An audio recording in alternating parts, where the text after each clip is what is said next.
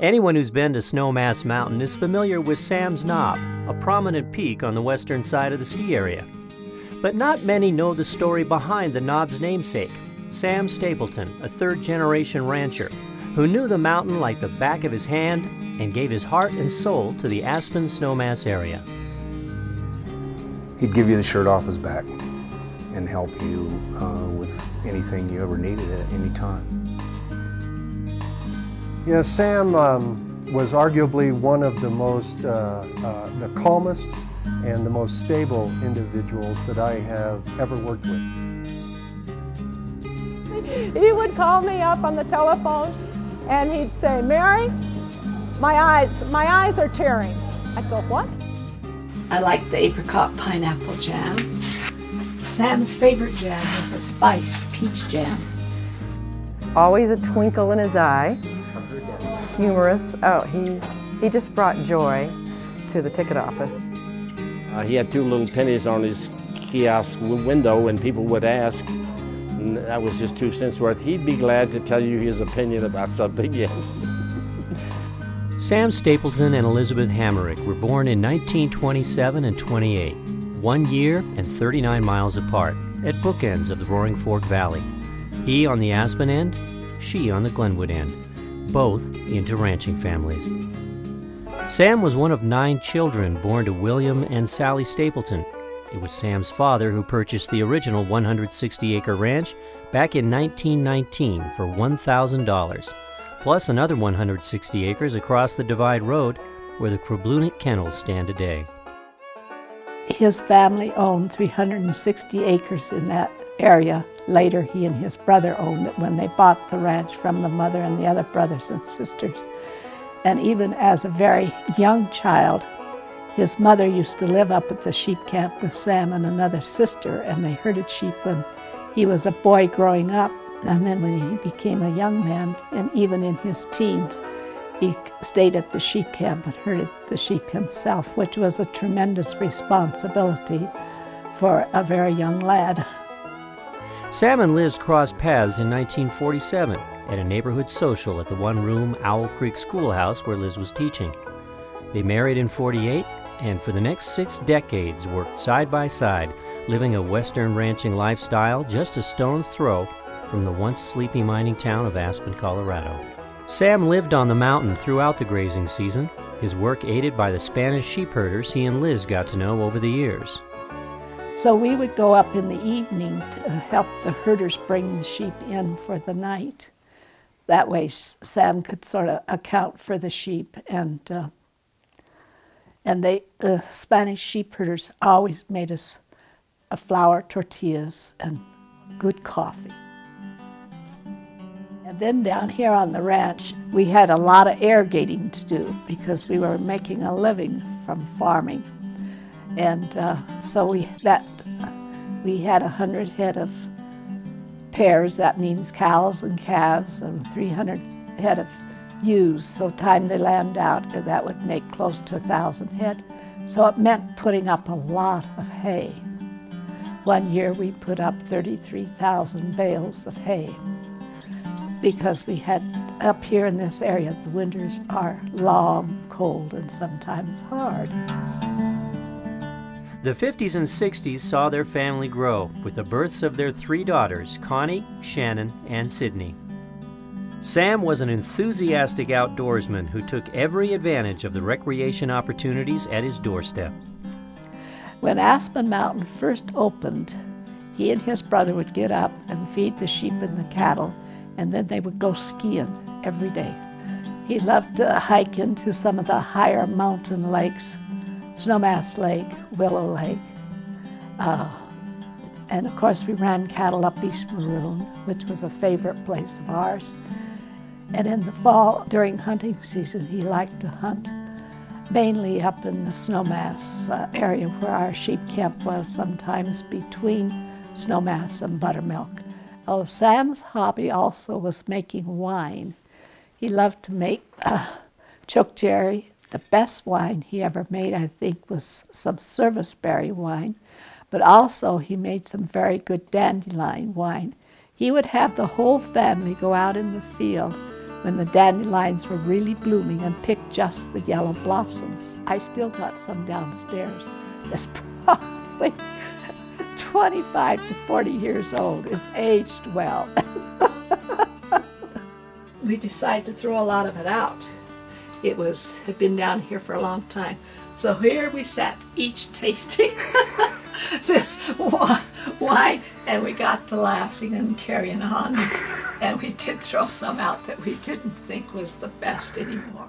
Sam gave 12 years of service to the Aspen School Board, 28 years to the Pitkin County Agricultural Board, was a member and officer with the Aspen Elks Lodge for 42 years, and most notably, gave an impressive 52 years to the Aspen Fire District, serving as the only president that body had ever known from its inception in 1953 until Sam passed away in 2006.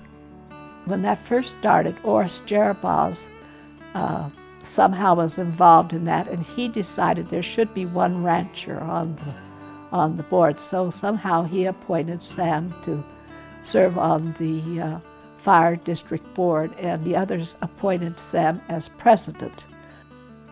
Sam always expressed a commitment to preserving the contribution of the Aspen Volunteer Fire Department because he believed in the fundamental values that underwrite and enable that kind of an organization to exist.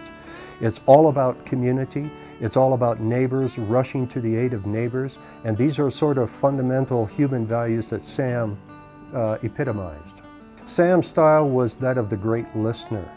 In the board meetings, he would pay absolute, complete attention to whatever was being discussed, and when it came time for the board to consider, or a consensus to be reached, or a vote to be taken, he would say a few words, but they were always right on the mark, and they reflected his complete understanding of what was going on. In 1957, Sam took a winter job with the new and growing Aspen Skiing Corporation, selling tickets and handling other numerous chores. Sam became an institution at the Ski-Co ticket offices, where he worked for an impressive 48 years. The slogan was 48 and never late. He always beat me into the office every morning. He'd get there first. And as I'd come in the door, he'd always say, "Well, good afternoon." I would get there at 7:30 in the morning because I like to welcome everybody as they arrive. Sam was always there, and he'd say, "Good afternoon." So I couldn't beat him to work. He was the only one I couldn't beat, but I never did. He helped once, and sometimes he had to shut his little kiosk window and load people on the lift.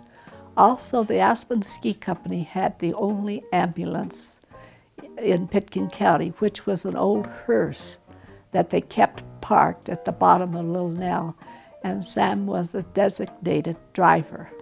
So when they brought a case down, he had to close his little window and drive the person to the hospital. And in small, simple ways, Sam built friendships and traditions that left lasting, positive impressions. And Sam had a way with the guests, and there were people that would come from years back looking for Sam. If he wasn't in his ticket office that day, if it was his day off, they would still come and ask for it. He was so playful and a kidder. And so he and I got along great because we kidded each other the whole time I was with him, which was some 12, 13 years. He would call me up on the telephone, and he'd say, "Mary, my eyes are tearing." I'd go, "What?" He'd say, "My eyes are tearing." That was my signal to run and relieve him so he could go to the bathroom. The Aspen Elks Club was both a social outlet and a volunteer opportunity for Sam and Liz to give back to the growing Aspen community. Sam joined Elks Lodge 224 in 1962, served as Exalted Ruler, was secretary for 16 years, and was voted Elk of the Year in 1989. Sam was Exalted Ruler, which is the term that would be the same as the president here at the Lodge. In the year 1972, 1973, somewhere from the mid-70s, he was secretary of the Lodge for 16 years. So Sam's office was run at the family kitchen table, and The amount of work that's involved as secretary is humongous. He was a standing figure here at the lodge, and everybody loved it when he would come walking in, and you could just tell how much he loved this place as well. In the winter of '65-66, developer Bill Jantz was exploring ski resort possibilities at Snowmass, and Sam, the mountain sheep herder, was the perfect guide for Jantz's ski exploration team. Bill Jantz came out and he asked three boys, Hal Hartman and Mick Strong and Don Rayburn, to sort of ski the area. Joe Smith ran a cat, and they made their base camp up at Sam's Knob in a little one-room cabin. Somehow they started calling it Sam's Knob, and it just sort of then remained as Sam's Knob. The naming of Sam's Knob may have been somewhat haphazard, but most would agree it's a fitting tribute to the man and his contribution to the community. Both Sam and Elizabeth have always been tireless givers. Liz was secretary of the Ladies' Elks Auxiliary and the Aspen chapter of the Eastern Star, the Aspen Literary Club, and the Pitkin County 4-H, as well as a regular volunteer at the Aspen Thrift Shop and the Elks. And she still volunteers 1 day a week at Aspen Valley Hospital. Back in 1989, at an age when most people might be contemplating retirement, Liz decided to launch into a new venture herself, the Stapleton Spur Bed and Breakfast, but not without some opposition. Sam were totally against me doing a bed and breakfast, but somehow I wanted to do it, and I stood my ground and went ahead with it, and then they thought it was all right too. But it was work, and it tied you down. Sam and I would get up at 4 o'clock in the morning, feed the sheep and the cattle, and then I would come in and get breakfast. One time I got a Japanese photographer here. He could not speak a word of English, and of course I could not speak a word of Japanese. He was here in Aspen to sort of interview and take pictures of the largest lodge here and of the smallest lodge here, and I happened to be the smallest. Sam was born and died within a stone's throw of those two events. And his sense of community, by virtue of his participation in the Elks Club, the board of directors of the Fire Protection District, his sense of community was extraordinary. He loved this community very much, and he did his best in every way, shape, and form to make it better.